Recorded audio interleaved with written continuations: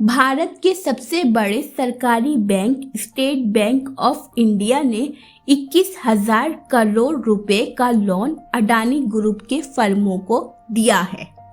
State bank of India को नियमों के तहत जितना कर्ज देने की अनुमति है, ये रकम उसकी आधी है। गुरुवार को आई एक रिपोर्ट में इसका खुलासा हुआ है। रिपोर्ट में कहा गया है कि एसबीआई द्वारा अडानी को दिए गए पैसों में इसकी विदेशी इकाइयों से $200 मिलियन भी शामिल हैं।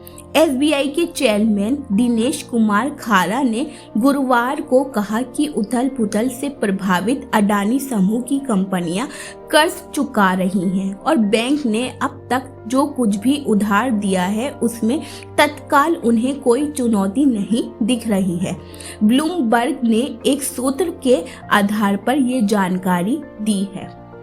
गुरुवार को बीएसई पर एसबीआई का शेयर 527.75 रुपए पर लगभग सपाट कारोबार कर रहा था। आपको बता दें कि अमेरिका स्थित फर्म हिंडनबर्ग की एक रिपोर्ट के बाद अडानी ग्रुप की कंपनियों को मार्केट कैपिटलाइजेशन का जबरदस्त नुकसान हुआ था।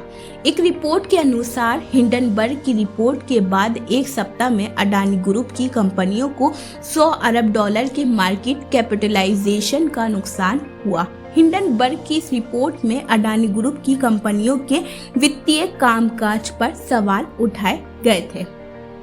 इस रिपोर्ट के सामने आने के बाद अडानी ग्रुप के शेयरों में भारी गिरावट आई है। हालांकि गौतम अडानी के नेतृत्व वाले अडानी ग्रुप ने इन आरोपों को निराधार और भ्रामक बताया था। उन्होंने दावा किया कि इस रिपोर्ट में जनता को गुमराह करने की कोशिश की गई है। अडानी ग्रुप ने इस मामले को कोर्ट में ले जाने की भी बात कही थी।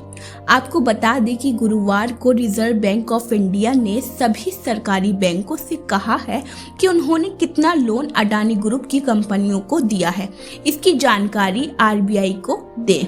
समाचार एजेंसी रॉयटर्स ने ये जानकारी दी है।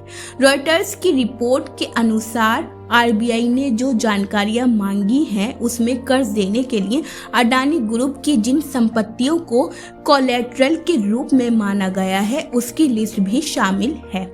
इसके अलावा अडानी ग्रुप में बैंकों के अप्रत्यक्ष जोखिम की भी लिस्ट मांगी गई है। एसबीआई के चेयरमैन दिनेश कुमार खारा ने पिछले सप्ताह रॉयटर्स को कहा था कि अडानी ग्रुप के साथ जोखिमों को लेकर चिंताजनक कोई बात नहीं है। उन्होंने कहा था अडानी ग्रुप ने हाल फिलहाल में बैंक से कोई फंड नहीं लिया है। सोशिएट जनरल नाम की एक संस्था ने बुधवार को कहा कि अडानी ग्रुप में इंडियन बैंकिंग सेक्टर का जोखिम मात्र 0.6% है। अडानी ग्रुप द्वारा एफपीओ रद्द करने के बाद गुरुवार को भी कंपनी के शेयरों में गिरावट रिकॉर्ड की गई।